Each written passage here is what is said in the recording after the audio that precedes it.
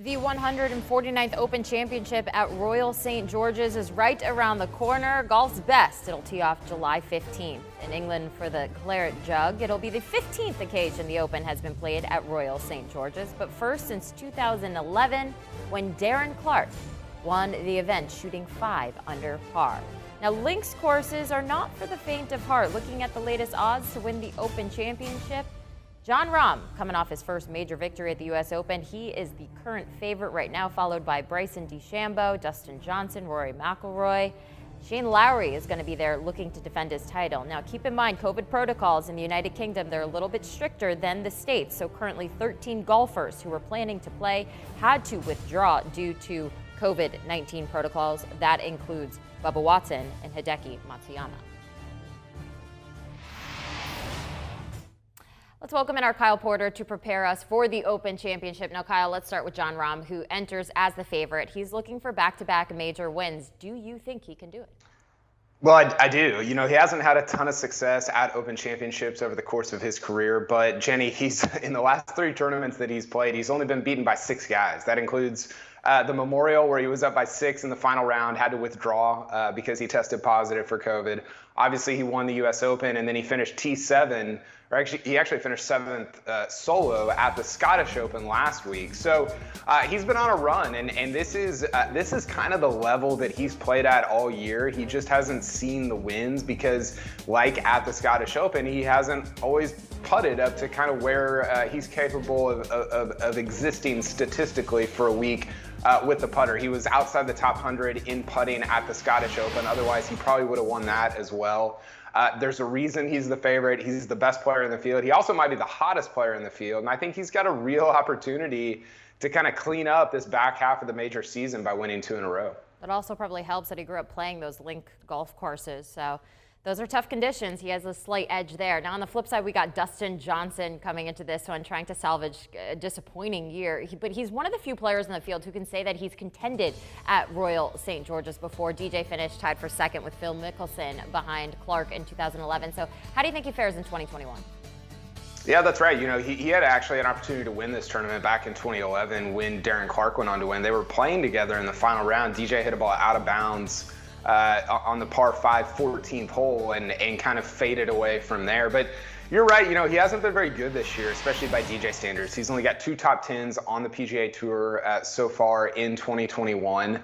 DJ is the kind of guy where you kind of throw even recent results out the window a little bit because the talent level is so high and because he's the type of guy that doesn't really need a lot of momentum to play well in a given week, especially in a major championship week. So normally with a guy that was a star like this, if this was Justin Thomas or you know, even Bryson, somebody like that coming in, I would say, I don't know about that. But with DJ, he's the one guy that you're like, I think he has a real shot to win this tournament and collect what would be his 3rd major.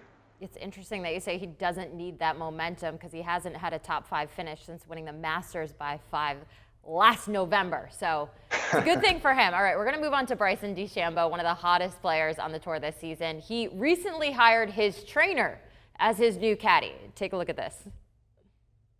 Hey guys, just wanted to unveil my new caddy. He's been a good friend for a long time and he's done a lot for me. We've had a lot of speed training sessions together.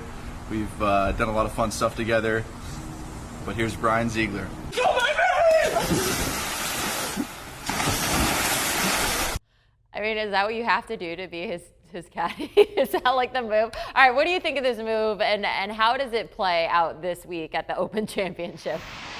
Well, I saw somebody on Twitter said this is like golf's version of a gender reveal party where you reveal your caddy by jumping in the pool, which is outrageous, but also that's kind of what it felt like in the video. I don't know about the video, but I do know that Bryson has a new looper for the Open Championship. You know, normally if this was a normal player, a regular guy on the PGA Tour, it wouldn't be a big deal, but it's Bryson. You got to be part mathematician, part meteorologist, part scientist to be his caddy. So I think it will be a storyline, you know, this week.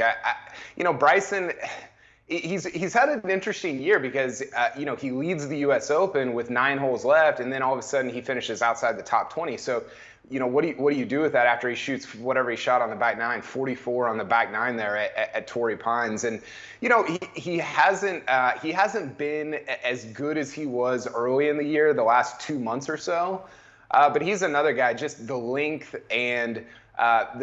His ability from tee to green is just so monumental. And if he gets good breaks, the thing that I'm looking for with him, and especially with his relationship with his caddy, he doesn't really handle bad breaks all that well, and you're going to get a ton of bad breaks at an Open Championship. So that's one thing to keep an eye on as it relates to Bryson this week. That's a really good point. And he called his trainer, Brian, his motivator and his hype man. So he'll be all hyped up out there. So up next, we have the opposite of Bryson's hype man and Brooks Koepka. He's looking for his first Open Championship win. He's played stellar in Opens, but he just hasn't sealed the deal yet. So do you think this is his year? Yeah, that's right. He's been top 10 3 of his last 4 Open Championships. Didn't play in 2016. Finished top 10 at St. Andrews, and then the last couple, he's finished in the top 5 at this event. He's kind of low-key been really good at majors so far this year as well. He's finished in the top 5 at both the U.S. Open and PGA Championship. Jenny, I think he should be the second favorite in this field behind Jon Rahm. I really think Brooks has a great chance, has a great opportunity, really, to get what would be for him and for somebody like Dustin Johnson to get the third leg of the career Grand Slam. If Brooks wins this week, all of a sudden he's playing for the career slam at the Masters at Augusta in April. So I think he's 4th or 5th on the odds sheet. I think he should be more like 2nd based on his recent play at majors and based on how he's played Open Championships in the past. Now, before we let you go, I just want to ask about Rory McIlroy real quick. He's looking to rebound after missing the cut at the Scottish Open. What's up with his game recently? Well, it's just been a little off. He played in Ireland. He played great at the U.S. Open. I followed him around a little bit, a couple days there, and he was flushing it. I mean, he's hitting it really, really well. Didn't seal the deal on Sunday, but he still played great. And then he goes over to Ireland and kind of a Parkland course.